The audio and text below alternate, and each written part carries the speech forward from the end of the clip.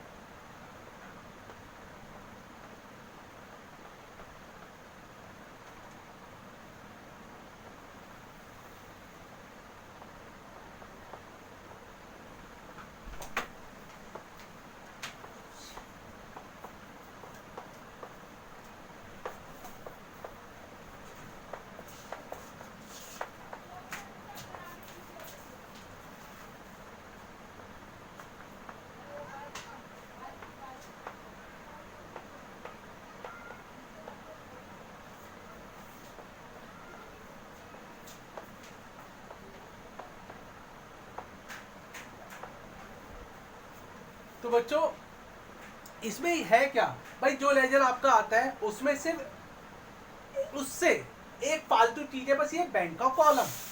यहाँ पे एक कॉलम ना होकर 2 कॉलम होते हैं, यानी कैश का और बैंक का एक साथ। जो अमाउंट वाला कॉलम है ना, उसे बस 2 पार्ट में बांट देना है। एक कॉलम रहेगा भैया कैश के लिए और एक बैंक के लिए, यानी अमाउंट वाले कॉलम में एक एक्स्ट्रा कॉलम आ जाएगा। एक अमाउंट का कॉलम होगा कैश के लिए, एक अमाउंट का कॉलम होगा बैंक के लिए। ये बात आपको याद रखनी है।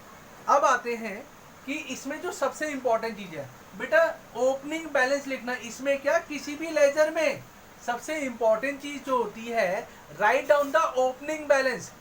तो कैश का तो ओपनिंग बैलेंस हमेशा यहां लिखा जाएगा, क्योंकि भैया कैश तो एसेट्स है और कैश का डेबिट बैलेंस होता है एसेट्स का।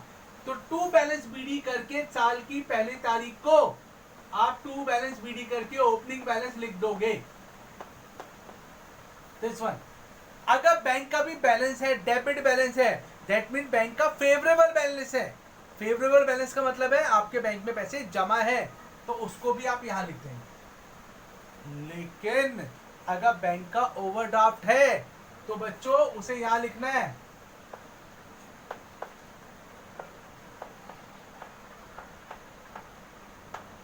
बैलेंस बीडी करके यहां। तो यहां क्या आएगा बच्चों, ओवर ड्राफ्ट। यहां ओवरड्राफ्ट आता है। क्या कैश का बैलेंस यहां आ सकता है बीडी? मतलब ही नहीं भैया, कैश का बीडी क्या शो करता है, आपके पास कितना पैसा है। तो आप जनरली क्या होता है, जितना पैसा आपकी जेब में होगा आप उतना ही खर्चा करोगे, उससे फालतू नहीं। लेकिन बैंक में ओवरड्राफ्ट की वजह से जितना बैंक बैलेंस है ना, आप उससे ज्यादा खर्चा कर सकते हो।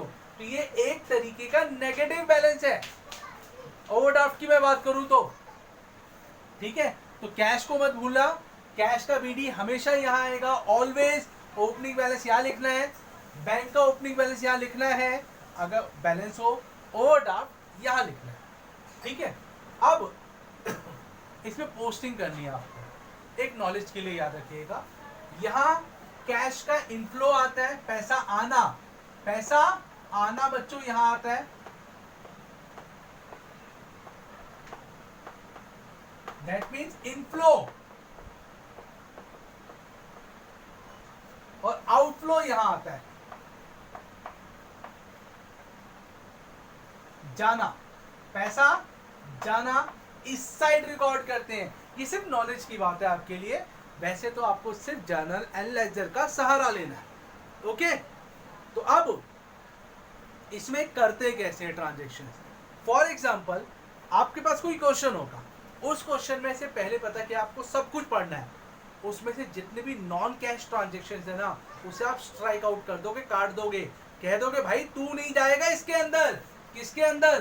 कैश बुक के अंदर। इसके अंदर सिर्फ कैश वाली ट्रांजेक्शन जाती है, नॉन कैश नहीं जाती।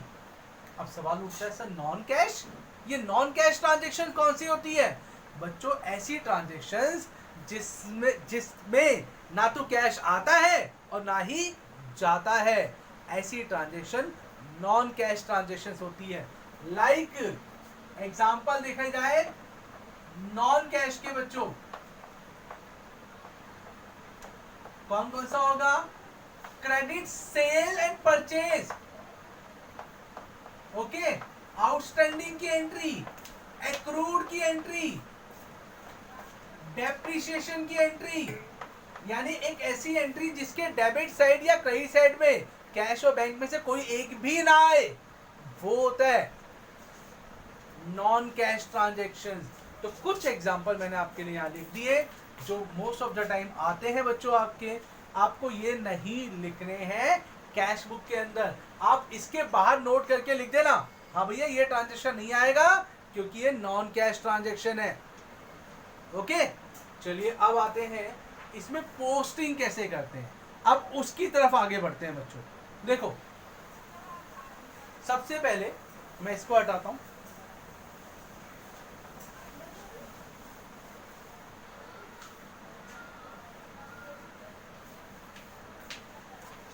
सबसे पहले आपको करना क्या है, देखो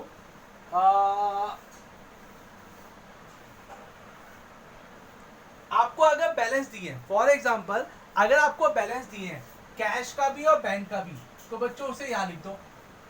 जैसे ये 1 लाख है और ये 5 लाख है, तो ये लिख दो, तब वो नहीं आएगा बैलेंस बीडी, ठीक है बच्चों, तब ये नहीं आएगा। अब आपको क्या करना है, अब आपको एंट्रीज जो गिवन होगी वो इसमें नोट डाउन करनी है। पहली एंट्री क्या है आपकी, जैसे बिजनेस स्टार्ट करने की क्या होती है, cash account debit to capital account, तो कैश के डेबिट साइड में टू कैपिटल करके लिख दो, जैसे लेजर में करते थे, तो cash account debit to capital account. तो बच्चों कैश के डेबिट में मान लो 50,000 से काम स्टार्ट हुआ है, तो 50,000 यहां लिख दो कैश के डेबिट में, क्यों? कैश का डेबिट ये है, कैश का क्रेडिट ये है, बैंक को सोचो ही मत यहां है, आप इस चीज को फोकस करो, भैया कैश में लिखना तो बैंक है ही नहीं, ये कैश का लेजर है, ऐसे याद रखो। तो यहां डाल दो बेटा अमाउंट 50,000, अगर बिजनेस स्टार्ट हुआ है फॉर एग्जांपल, या मालिक और लेके आया है पैसा, और नाम क्या आएगा हमेशा की तरह टू कैपिटल का।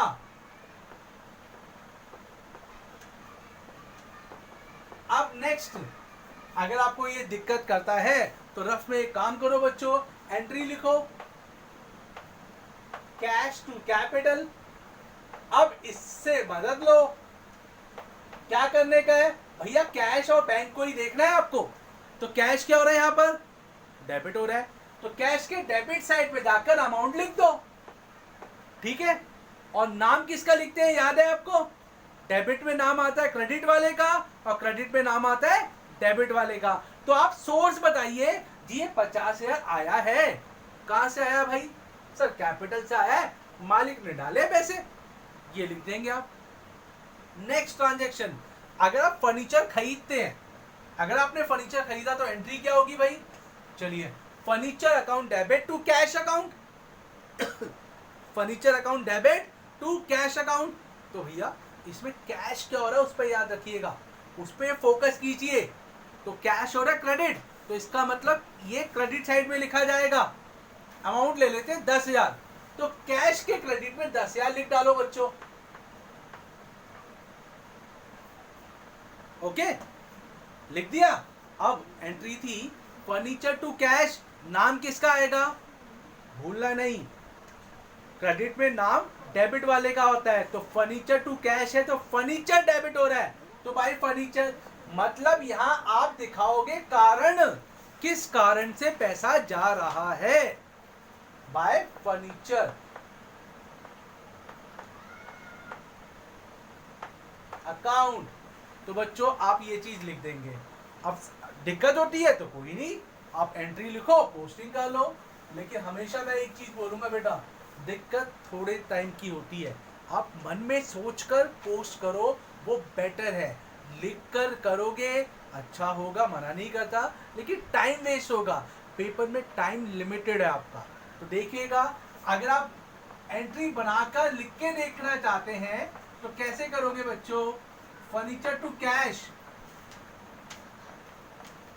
ओके बच्चों, तो कैश क्या हो रहा है यहां पर,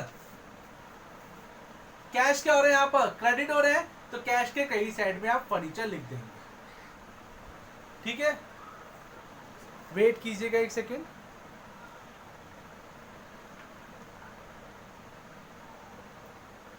ठीक है, तो देखिएगा बेटा, कैश के क्रेडिट साइड में अमाउंट डालो और नाम